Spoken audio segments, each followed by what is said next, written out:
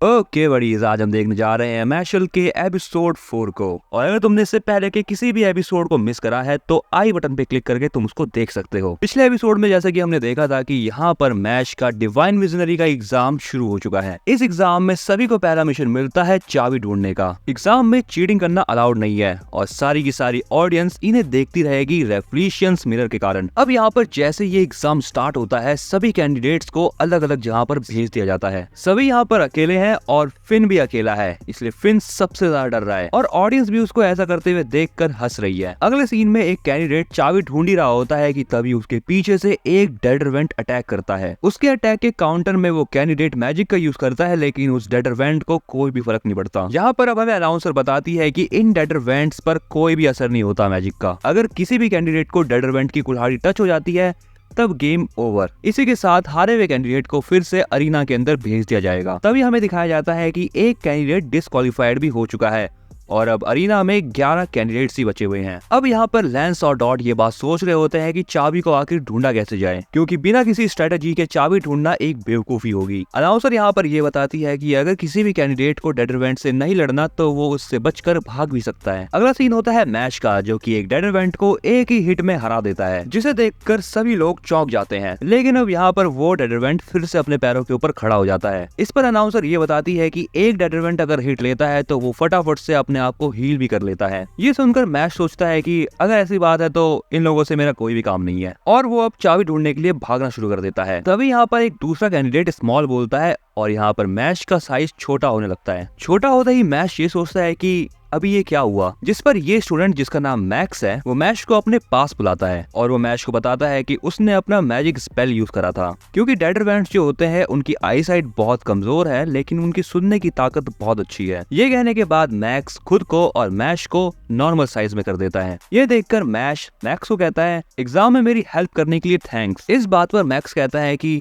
हमें एक साथ मिलकर इस एग्जाम को पास करना चाहिए। मैक्स के इस ऑफर पर मैश भी तैयार हो जाता है। अब यहाँ पर मैक्स अपनी कुछ डिफिकल्ट स्ट्रेटेजीज बताता है जिसको मैश समझ नहीं पाता। इस पर मैक्स बोलता है हमें कुछ नहीं करना, हमें बस डेडर वेंट्स को फॉलो करना है और मैश इस बात पर भी तैयार हो जाता है। दूसरी तरफ हमें ये दिखाया जाता है कि लैंस, डॉट और फिन ये तीनों भी चाबी ढूंढने में लगे हुए हैं, लेकिन यहाँ पर फिन बहुत ज्यादा डरा हुआ है और वो चाबी ढूंढने पर फोकस नहीं कर पा रहा। अगले सीन में मैक्स और मैश डेडर वेंट से बचकर आगे बढ़ते हैं एंड फाइनली अब इन दोनों को वो जगह मिल जाती है जहाँ पर चाबी रखी हुई है। मैक्स को समझ नहीं आता कि इस चीज में से चाबी कैसे निकाली जाए, लेकिन मैश यहाँ पर बिल्कुल भी नहीं सोचता और वो उस चीज को जाके छू लेता है, जिसके बाद उस चीज में से बहुत तेज की आवाज आती है। इस आवाज को सुनकर डेडर वेंट्स एक्टिव हो जाते हैं और उन दोनों का पीछा करने लगते हैं, लेकिन मैश और मैक्स जैसे तैसे उनसे बच जाते हैं। अब यहाँ पर मैक्स मैश को बताता है कि अगर तुम उस बलून को छुओगे तो डेडर वेंट्स तुम्हारा पीछा करने लग जाएंगे। इसके बाद ये दोनों फिर से एक बार ट्राई करते हैं, लेकिन मैश फिर से वो गलती करता है एंड यहाँ पर फिर से उनका पीछा डेडर वेंट्स करने लगते हैं। मैक्स सोचता है कि उन्हें बलून को तोड़ देना चाहिए जिससे कि चाबी अपने आप ही नीचे आ जाए, जिसके बाद ये दोनों बलून को फोड़ भी देते हैं, लेकिन तब भी चाबी बाहर नहीं आती।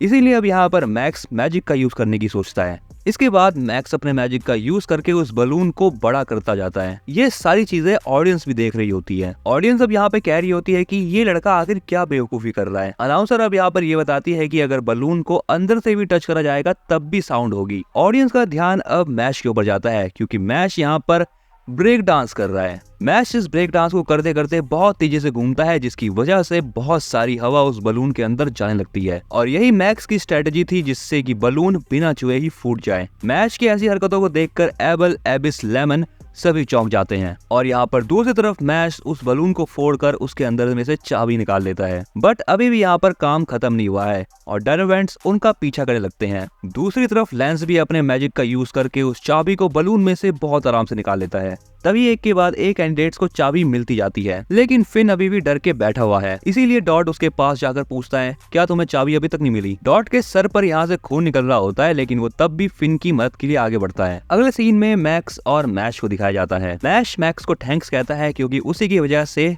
चाबी मिल पाई है, इसीलिए वो मैक्स को ही चाबी रखने के लिए कहता है, लेकिन मैक्स चाबी लेने से मना कर देता है और वो मैश को कहता है कि तुम एक अच्छे इंसान हो और वहाँ पर एग्जिट है, इसलिए तुम वहां से निकल जाओ। मैक्स यहाँ पर ऐसा इसलिए करता है क्योंकि रेन ने मैश के बारे में सब कुछ बता रखा है उसको और मैक्स सीनियर है, इसलिए वो दूसरी चाबी खुद भी निकाल सकता है। अब यहाँ पर मैश जाते जाते मैक्स को थैंक्स बोल के जाता है। मैश के वहां से जाने के बाद ऑर्गा डॉम का एक मेंबर मैक्स के ऊपर हमला कर देता है। इसका नाम है कार्पाकियो। अगला सीन होता है अरीना का एंड यहाँ पर वो सारे के सारे कैंडिडेट होते हैं जो कि चाबी ढूंढ चुके हैं। मैश की एंट्री देखकर यहाँ पर सभी लोग चौंक जाते हैं। तभी मैश को डॉट और फिन भी दिखते हैं जिनकी हालत बहुत खराब है। लेंस मैश से कहता है कि मैं सरप्राइज हूँ कि तुमने बिना मैजिक का यूज करे बलून को फोड़ दिया, जिस पर मैश लेंस को बताता है कि उसकी किसी ने मदद करी थी, लेकिन अभी भी मैश को समझ नहीं आ रहा कि मैक्स ने उसकी मदद करी क्यों। एनीवेज अब यहाँ पर अनाउंसर ये अनाउंस करती है कि एग्जाम के नेक्स्ट स्टेप पर सिर्फ 9 कैंडिडेट्स आ रहे हैं, बट तभी दिखता है कि मैक्स की एंट्री गेट से होती है और वो पूरा खून से लथपथ है। मैश जैसे ही सेनपाई कहता है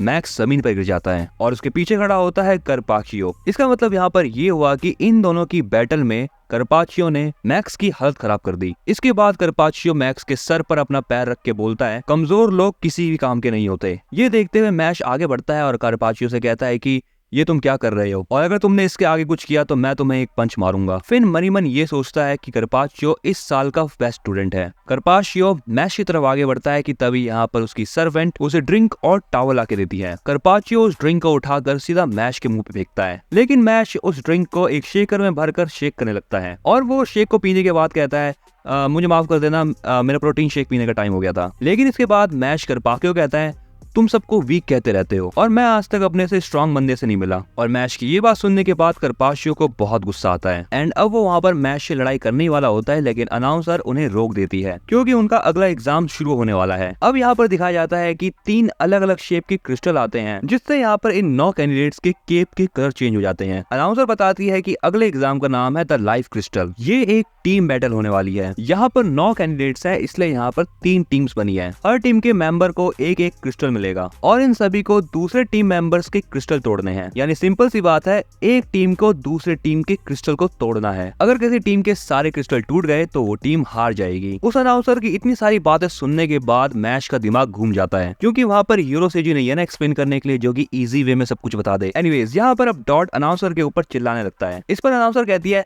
सिंपल सी बात है, दूसरी टीम के क्रिस्टल तोड़ो जाकर। इसके बाद हर एक टीम मेंबर को एक एक क्रिस्टल मिलता है। फिन सोच रहा होता है कि इन क्रिस्टल्स को आखिर संभाला कैसे जाए, लेकिन मैश अपना क्रिस्टल खुद ही तोड़ देता है। ये देखकर फिन सोचता है चलो कोई बात नहीं, डॉट का क्रिस्टल तो सही है अभी तक, लेकिन अगले ही सेकंड फिन देखता है कि डॉट का क्रिस्टल भी टूट चुका है। इसके बाद डॉट और मैश फिन से कहते हैं कि तुम चिंता मत करो, तुम्हारा क्रिस्टल हम बचाएंगे। एनीवेज इन सभी बातों के बाद इन लोगों को अनाउंसर किसी और जगह पर भेज देती है। दूसरी जगह पर टेलीपोर्ट होने के बाद फिन ये नोटिस करता है कि वो अकेला है एंड फिन और मैश दूर दूर तक नहीं है। अब देखने वाली बात होगी गाइस कि आगे क्या होगा। वेल तुम्हें इस वाले एपिसोड का कौन सा सीन सबसे कमाल का लगा, ये बात तो मुझे कमेंट बताना। अगर तुम्हें ये वीडियो पसंद आई है तो लाइक कर देना इस वीडियो को, ज्यादा से ज्यादा लाइक होगी तो ज्यादा से ज्यादा रीच मिलेगी। और हाँ, इस वाली वीडियो को अपने दोस्तों के साथ शेयर कर दो। वेल मैं मिलता तुम्हें अगले एपिसोड तक और तुम सब्सक्राइब कर सकते हो चैनल को। तब तक तुम एक नई एनिमे सीरीज शुरू कर दो जो है टोमोडाची गेम्स।